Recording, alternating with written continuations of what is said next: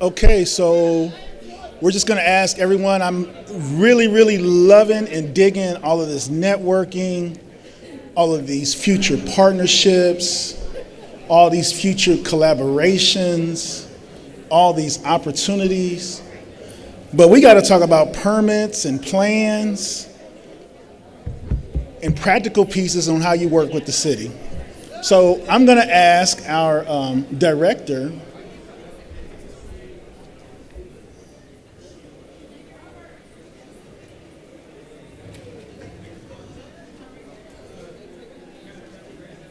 when the mayor's aide says, I need a moment, you have to do what they say. So we can go now? Okay. So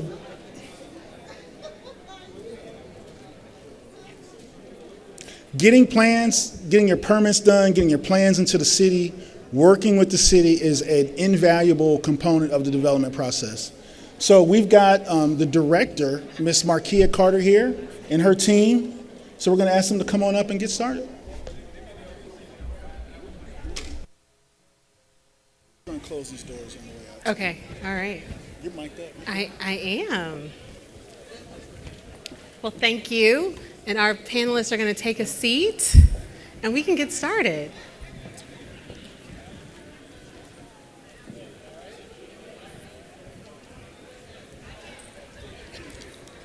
So, good afternoon. It is, I'm so delighted to be here to talk about our favorite subject at the city, which is plans, permits, and practical pieces. So I think we have an amazing panel here of these are the people behind the processes. So when we think about the city, we think about processes, we think about applications, there are people who are helping to lead these efforts. And so our goal and my goal is to demystify this process. There are no secrets, and we have an amazing group here who's willing to kind of just invest and talk about what they do for the city. So let's meet our distinguished panelists. I want to introduce Emily Ahaus. Emily is the Deputy Director of the City Planning and Engagement Department. We're also joined by Morgan Colks. She's a Principal Engineer with the Department of Transportation and Engineering. We have Laura Castillo, who is the Interim Director of the Department of Economic Inclusion. And we have Mr. Rodney Ringer, who's the Development Services Manager with the Department of Buildings and Inspections. So we are hopeful to have a lively discussion, and we want to just welcome the panelists. And so I say let's jump right in on some of these questions. So can you all individually tell the audience who you are and what you do for the city? So Emily, we'll start with you. Good afternoon. So my role is Zoning Administrator and Deputy Director of the Department of City Planning and Engagement. So largely, I'm tasked with interpreting and enforcing the zoning code. And zoning regulates both how you can use your land, so is it multifamily, can you put a restaurant there, to how you can build on your land, so what are your setbacks, what's your height, what's your parking requirement. And we review that by looking at the thousands of building permits that come in each year to the city and reviewing for zoning compliance. And that's the easy way we review that, when you meet all the zoning code requirements. And then we also staff the zoning hearing examiner, the Historic Conservation Board, the Zoning Board of Appeals, and the City Planning Commission for cases where you don't meet the zoning code and you need relief and you need another path forward. Thank you, Emily. Morgan? Hi, Morgan Colks with the Department of Transportation and Engineering.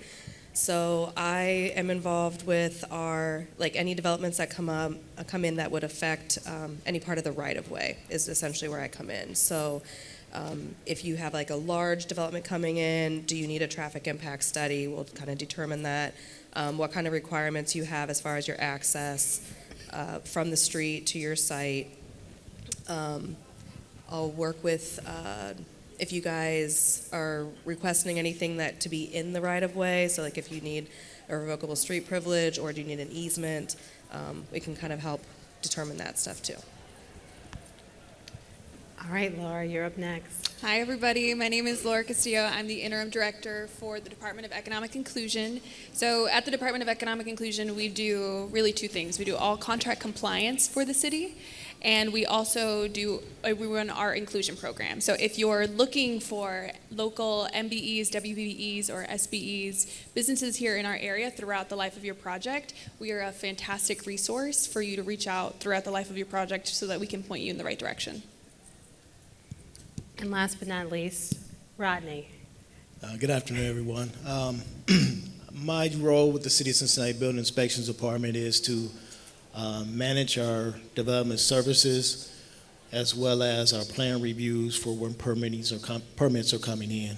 What that looks like is if you have any new construction project, generally large scale, I generally try to use examples of like FC Cincinnati, the Icon Theater, any major housing development.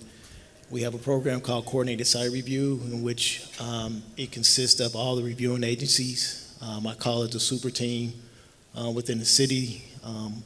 Consists of a lot of individuals who are very knowledgeable about development from a lot of different angles. We look at projects, analyze them with the developer or architect or whoever that may be, to help them get on the right footing prior to them ever submitting for a permit or going through any other administrative relief process. We also have another program called Courtesy Inspection, in which is more geared towards small business owners, potential small business owners in existing buildings, generally 10,000 square feet or less. It doesn't matter what type that is, where we will actually go out prior to the client. Well, we like for it to be prior to the client leasing or purchasing a piece of property, where we will actually go and look at the property, analyze the inside and outside of the facility to help them make smart decisions prior to them purchasing or leasing it. And then from a plans exam standpoint, in our building department, it's where after you've done those types of things where you come in physically with the idea of moving forward on a project where you apply for your permit, we actually issue those along with other departments that are involved. Thank you. So we have a group here when we think about development. Sometimes it is a random phone call into the city. So the question is, where does a developer start? And before they call you, what's the information that you would like for them to have as they engage you? So I know Rodney talked about coordinated site, and I think we can dive really deep into that. But Emily, I'll ask this to you first. Where do we start? And for zoning, really, I will be a broken record today. Call me, call my office early and often. I have plenty of business cards, so come get my phone number after this. But it's never too early to call us for zoning. In fact, I would highly encourage you to call before you sign a lease, before you've acquired a property, where really all you know is the address. Because we can help you do your due diligence, and you can give us basically the concept of what you want to do on that site, and we can say, is it permitted? Is it going to be an easy process? There's always, in terms of zoning processes, there's always an easier path forward where we can get you to a location where everything's approvable at a staff level, to a much longer path forward that may be a 6 to 9 month hearing and zone change process. So the more you call us early, we can help get you on the right direction to that easier path forward. Thank you. Morgan, where do we start? When we think about transportation, there's so many options available, but if somebody is doing a development within the city, we know that there's a transportation element, they call you, what will you say? Where do they start? I feel like I just want to say ditto to Emily. Like she said, just call. Call early. When you have just your concept is totally cool. Like she said, all I really need is an address.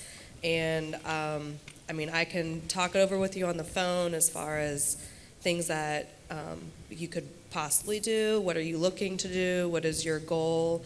I can let you know, depending on the size of your project, before you even start getting too far in your sketches,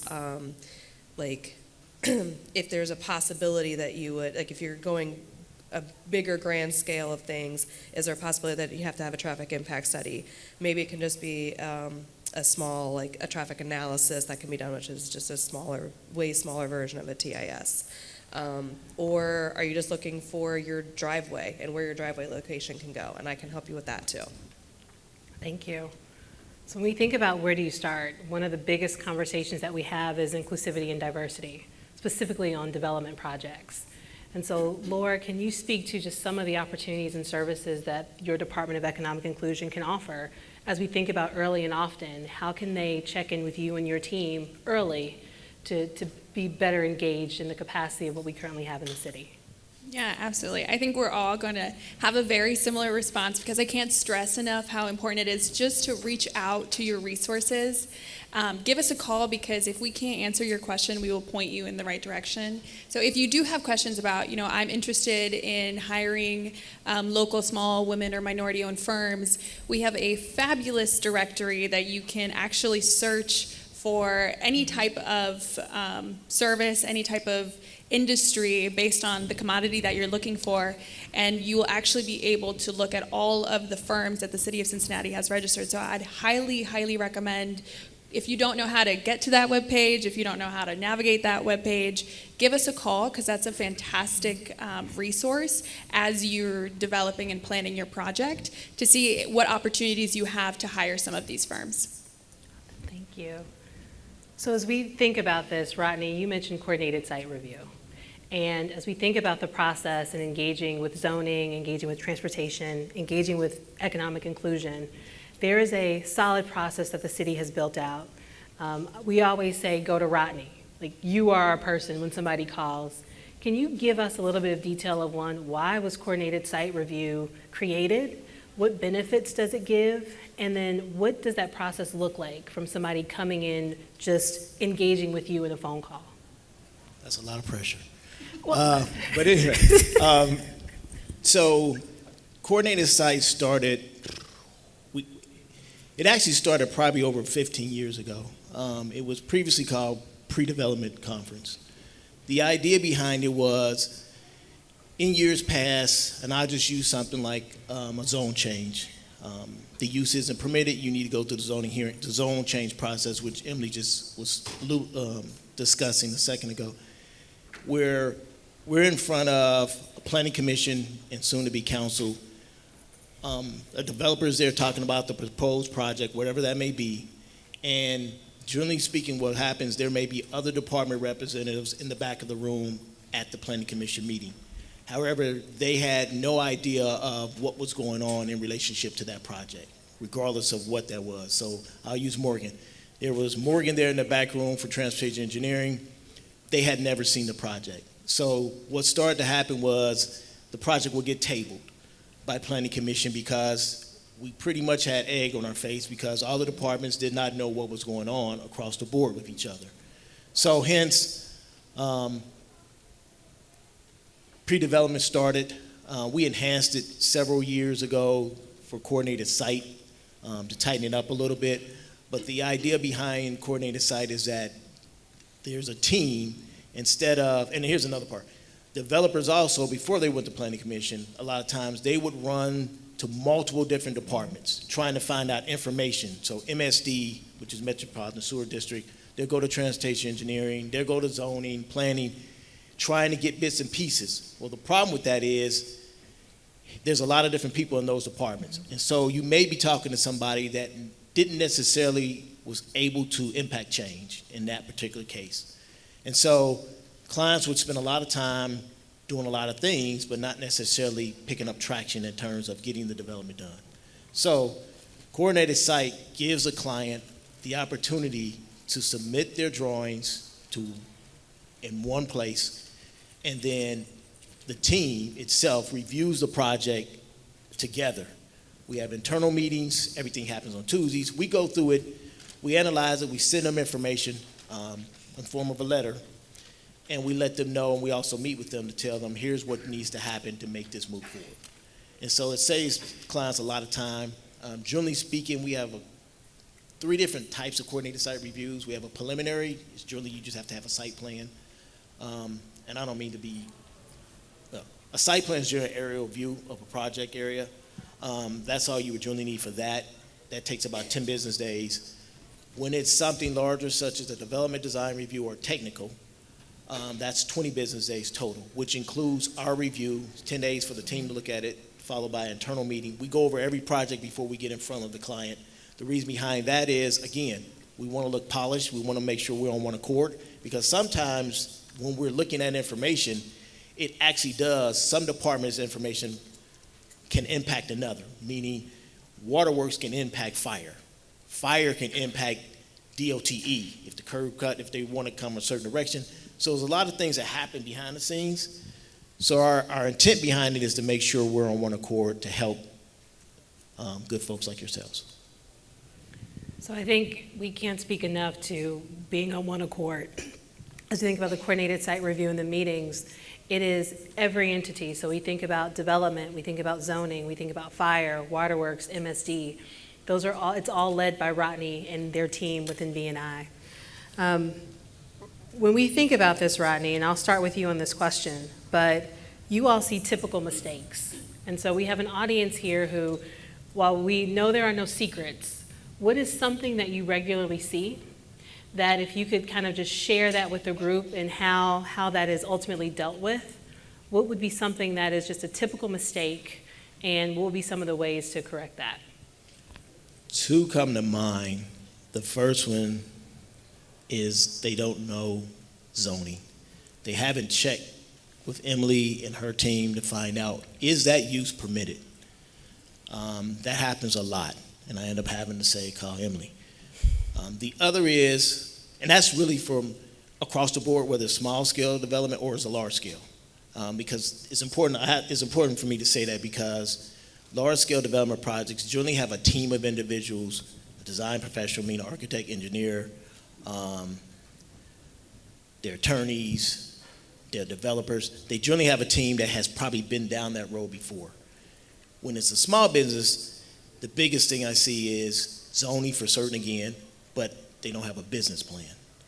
And so they have an idea what they want to do, but they haven't really vetted it through in terms of what does that look like? Where are you trying to find it? Do you have an address? Kind of like Morgan was saying, if you do have an address, have you even, and some, really honestly, this has happened a lot, they don't have a real estate agent. And a lot of times they're calling us to actually be that for them, which that doesn't work. So Thank you. That would be my answer. Emily? Yeah, and I'll focus on mistakes we see when you're going to a public hearing. So if you're going to a hearing because you're required to have a design review, or you don't meet the zoning code and you need relief, or you need to change the zoning on a property, one of the biggest mistakes I see is an applicant not making their argument. And when I say not making their argument, every review you're going for has specific standards of review in the code. The question being asked at that hearing is never, does Emily A. House like the project, or does the board like the project? It's, does the project meet the code and the standards of review? So as much as you can apply and state specifically how your project meets those standards that the board's reviewing your project by, that helps staff get to a recommendation of approval, that helps the board get to an approval of the project, and just you making your argument according to those specific standards of review is really important. The other item when you're going to a public hearing is to do engagement with all the stakeholders that are going to be affected by your project.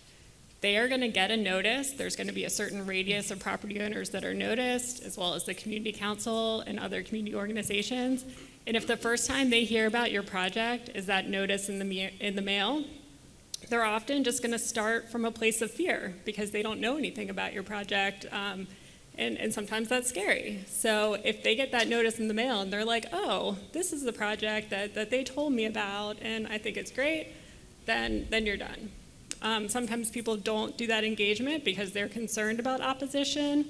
But even, we know everyone can't agree on every aspect of every project. And even if you can't come to terms and get full support from your neighbors or your community council, just being able to go to that board and say, I met on this date and this date. We made some meaningful change in response to some of their concerns. And these are the items we really couldn't reconcile. And be able to present that engagement even when you can't get support is helpful as well. So those are my 2 tips on mistakes we see. Thank you. Morgan, transportation. I think I'm going to partly piggyback on something you said too with the public engagement. A mistake that we see, especially on like larger projects, is sometimes they'll go to the community first, and that always has a little heartache for when you guys come in for a review, like for the CSR then, because you've already presented a certain project and image to the community before you've gotten any feedback or comments on our end. So you lose nothing by coming to CSR first. Going to the community first, I feel like that's a bigger hurdle to overcome later if things have to change in your project. So that'd be one thing. And then I'll have another is, so being with transportation engineering, I deal with everything in the right of way. That's where my difference is on these guys. You guys are private property, I'm the public property, right? A mistake I see a lot is people assuming that they can do things in the public right of way without first getting it doesn't even have to be an official approval yet, but even just getting an okay from the department, and then I'll tell you the process to go through to get that official okay. But don't start your project by just assuming you can use the public right-of-way space and just take off on your design. Awesome. Thank you. So when I think about inclusion, I don't want to say mistakes, but I think about as developers are thinking about how to be inclusive and looking at a development project. Laura, can you speak to how our development specialists can kind of help with that process with the tools that you currently have? Yeah, absolutely. And again, you could complete a project and never have, made many inclusion efforts or any inclusion efforts whatsoever, and that project is completed and there are no issues.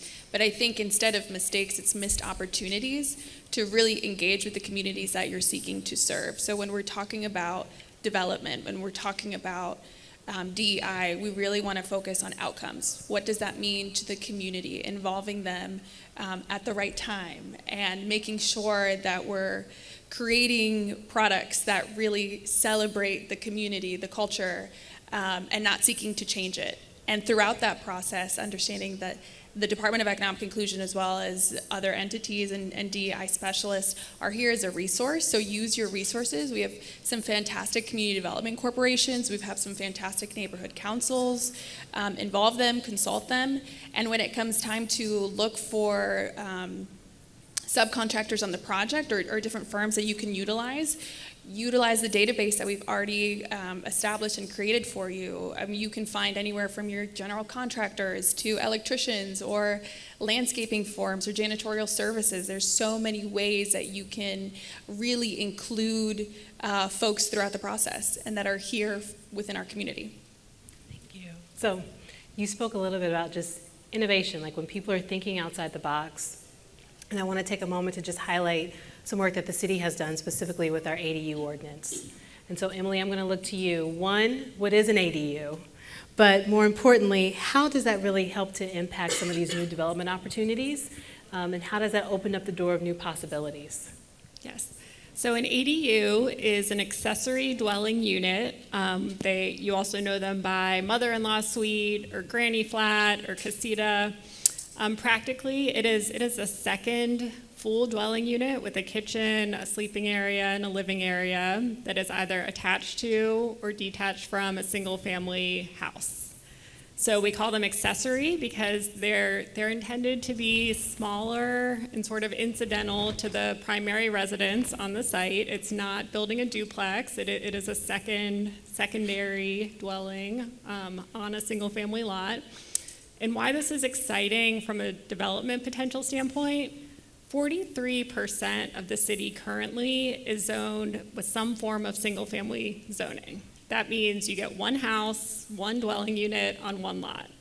And so effectively, this ordinance, which goes into effect on October 2nd, doubles the permitted density in 43% of the city, where you can now have 2 units on one lot. So there's a lot of details in how you can do this. We have a fact sheet at our resource table, or call me for more information. You can, as I said, you can attach it to the dwelling. You can build it detached or over a garage. We have regulations on height, on setbacks, on square footage. And it's really it's a great opportunity for aging in place, for multi-generational living, and for creating an extra income source on an existing property. So I'm happy to talk through that further with anyone that's interested in developing them. We're excited about it. It's new to us. We think that it's going to open up some amazing development opportunities. So even from the development side, as we start to think about how are we financing and supporting projects, it's a huge piece. There's a lot of work that went into it, and we have an amazing team here, and they can each talk to you about that work. With that said, we see a lot of projects, and the question that I have, Morgan, for you, I'll ask the entire panel. What are some of the really awesome best practices that you've seen? Maybe just one or two, but when a developer comes in, what has made that process from each of your points of view just so seamless? And if you could share that with the audience.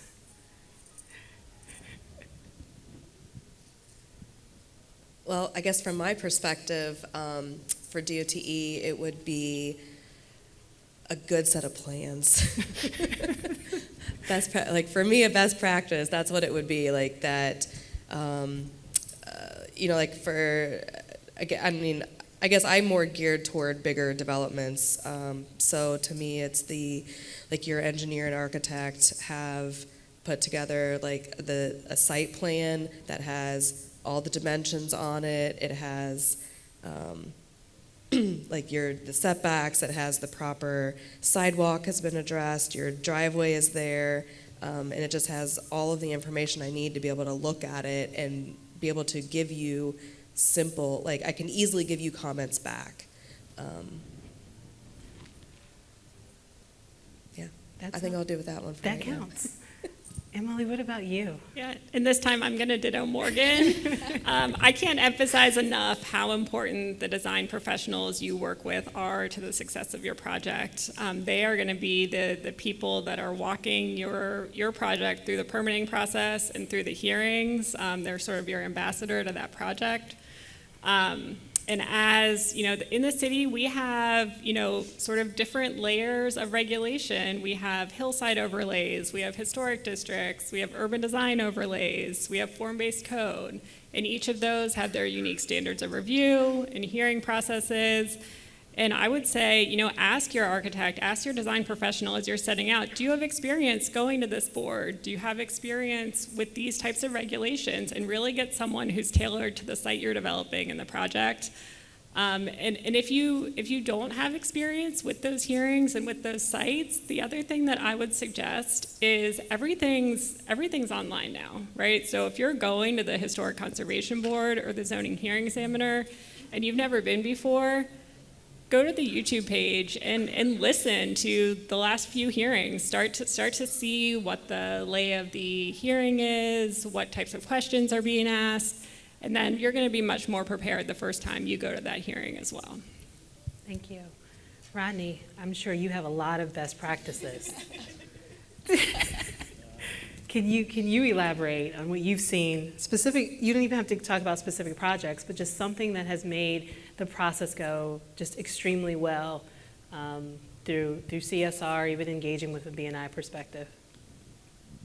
Okay, can I break it down in two parts? You sure can. Is that okay? Okay. Yes, you can. I was going to just say ditto what they said, because that actually is true. It really is. Okay, I'll start small. So if it's a small-scale development that Morgan, Emily, Laura, one of them are going to do on their own, I would say hiring the right design professional. We keep saying design professional, again, architect or engineer. Generally when I'm on site visits and I'm dealing with a potential small business owner, don't hire, if you're doing a commercial use, don't hire an architect who specializes in residential. Hire someone who actually does commercial. If you're doing a residential, then hire someone who specializes in that. That's for small. That's my one piece for that. Large scale is, if you're doing a large scale project, have a good team.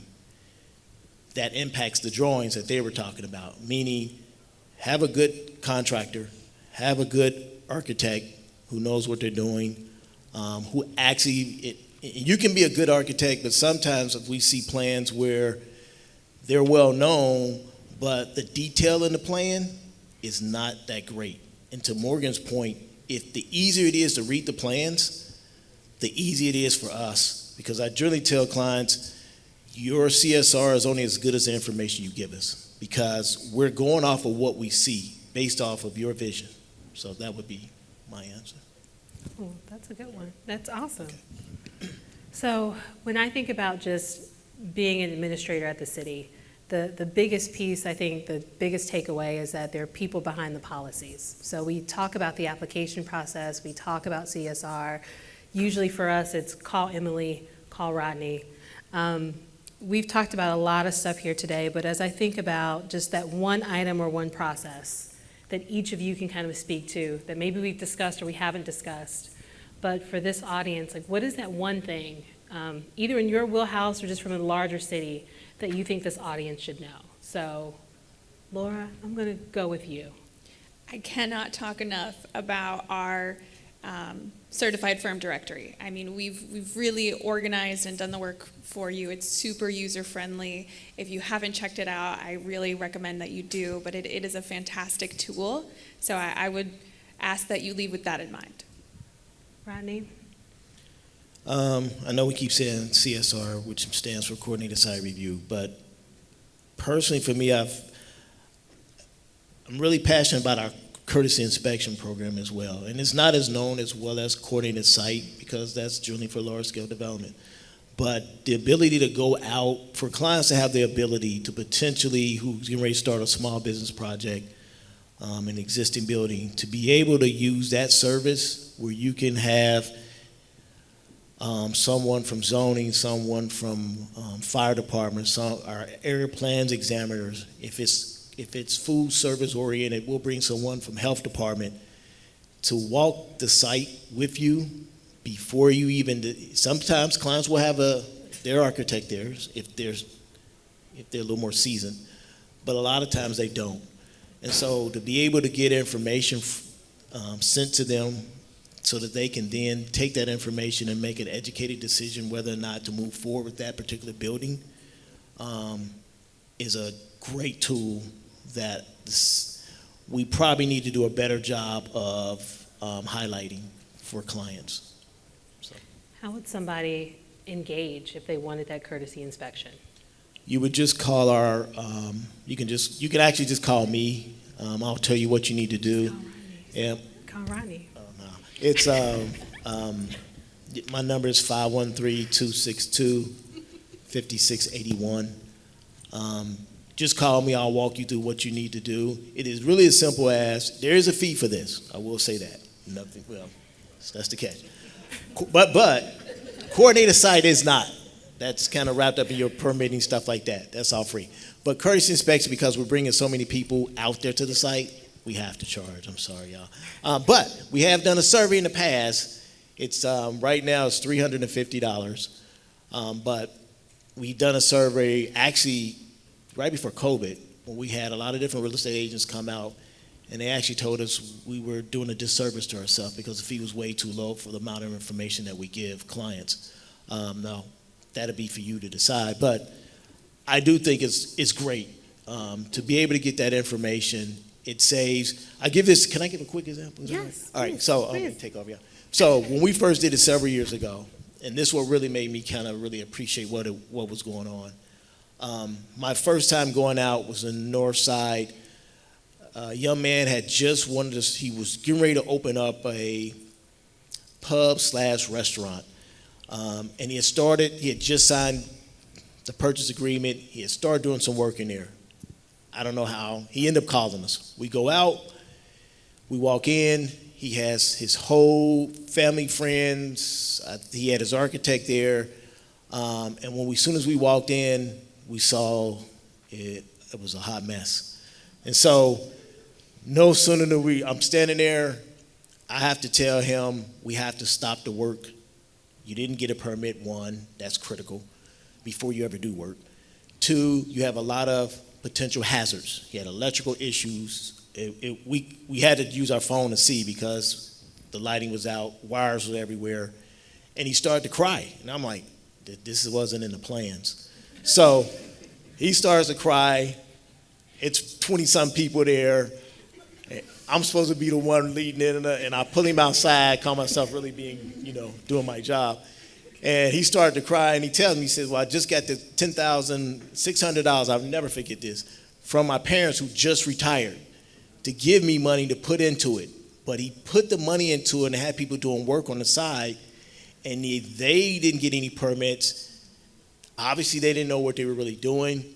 And so our department, we can't let you do work where there's a potential hazard, life safety situation. So we had to stop it. And to be honest, I don't know what happened with it, but since that point, I've made it my business when we do these is to stress the clients. So if you call me, I'm going to ask you some questions, not to be nosy, but my intention is to do for you what I would want done for myself. And that is to help you to make sure that you don't become in a situation like that young man was, because that was very uncomfortable. So that's why I kind of really like courtesy inspection. Which I think it speaks to, I think, a lot of our roles as we think about early and often. The topic of this session is how do we demystify, and I think hopefully what we have gained from this is that we have individuals that you can reach out to. I don't think we can stress enough early and often and engaging. We all have our contact information that's available. We all have our numbers and our emails, our websites. But I think just the overall takeaway is engage early, engage often. Know that there are people behind the process. So with that, we do have a question from the audience.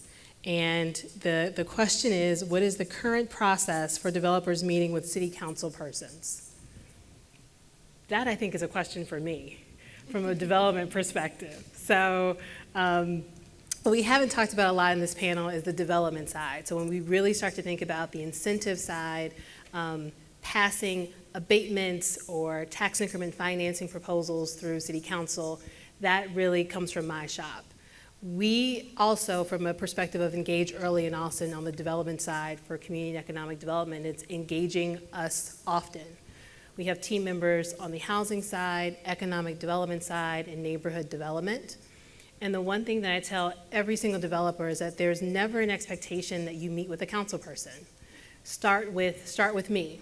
Start with our office. It is impossible to try to reach out and schedule meetings with every single council person without engaging with the city, for the city representative. My job is to do that for you. So my job is to engage council. My job is to get your item, your project across the finish line.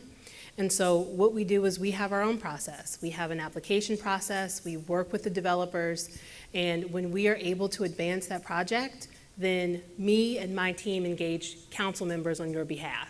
So when we think about just development in general, there's a lot of different aspects of it, but on the politics side, on the council side, there's never an expectation from a developer that they are reaching out independently for council. Use us, use our team. You'll have my information as well. We should be your first point of contact, and we will engage for you. So I'm speaking for myself, but I also think as we think for zoning, we think about transportation, inclusion, coordinated site review, buildings and inspections. It starts with that department. We are the ones that we have a direct line up to the city manager. We can work and communicate administratively, and if we need to engage from a council perspective, then we will do that. So hopefully I answered this question. So with that, I know I was given time, that we were running short, so I want to thank you all. I mean, I think we have gotten a lot of information, some really good points. Engage early and often.